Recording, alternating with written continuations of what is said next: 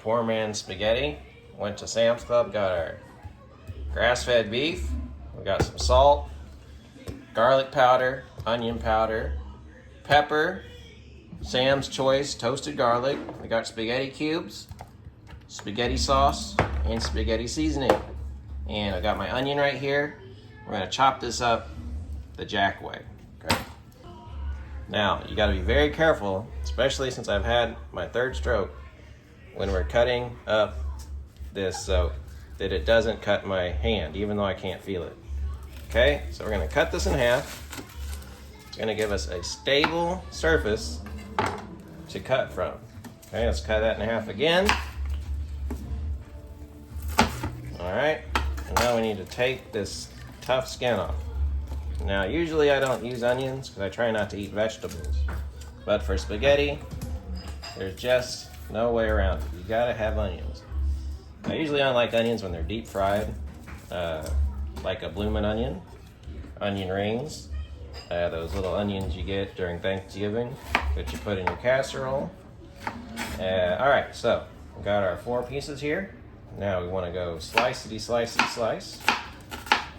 Be very careful, go slow, so you don't hurt your fingers, okay? You want to be very slow and careful, so you don't hurt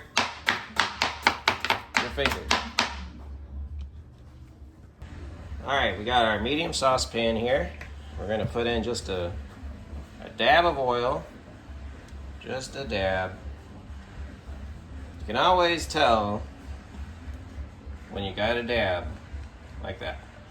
You know what I say on the Cooking with Jack show? You can never have enough oil. All right, now we're gonna turn the heat on and let this heat up a little bit, and we'll be right back when we get the oil heated up. All right, now another important seasoning is you got your garlic right here. So first thing you wanna do is squish it before you cut it to get the husk off, all right? Now luckily I can press with this hand, I can't do much else with it. Yeah, look at that. So you got that right there, some good garlic, and it's gonna come right off there, like so. And let's do that for the other one. Okay, now, once again, these are even smaller than the onions, so we gotta be very careful so we don't cut our hands, all right? So remember, nice and slow so you don't lose a finger.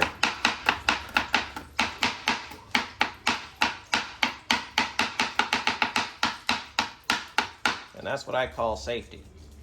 Now we got our oil nice and hot. We're gonna put in our onions and garlic. Get us a nice sizzle. So kind of sizzly here when you put like a chicken finger in some grease, which is what I like to eat most of the time, especially with some gravy. And then I'm gonna get out my Jack's Cooking brand spatula here, available on the merch page.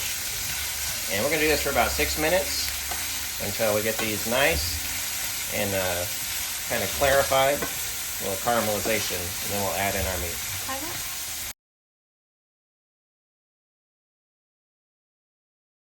Okay, now we're gonna put the meat in. I've had this meat in my freezer for about 3 years, so it's nice and perfect, ready to go. We're gonna go ahead and throw that in there, and you want to follow the nice and brown all around you, okay? That's a nice sizzle. Remember, this has been freezing for about 3 years, so it's aged really nice. Got some good green chunks in there. That's flavor crystals. Don't forget to scrape the bottom of the pan. Got some good flavor down there. And make sure they're nice and brown all around. Honey, where's the seasonings? It's about time. Alright, can't do anything right. Did I tell you to put the salt in yet? I swear, can't even follow simple directions.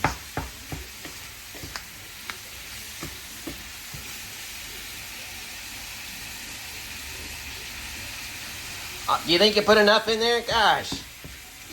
Now I know why it's not the Cooking with You show. Oh my gosh, we already put onions in it. We don't need more powder.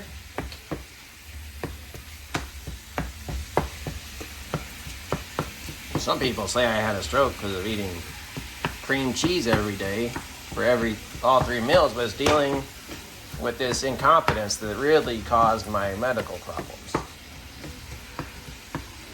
I got this 5 pounds of Sam's Choice Italian seasoning. It's going to be real nice. And we're just going to get this nice and brown all around.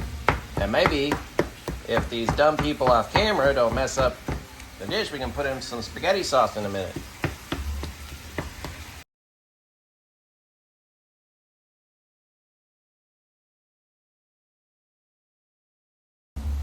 All right, we got Sam's Choice spaghetti sauce here. How did I even do that?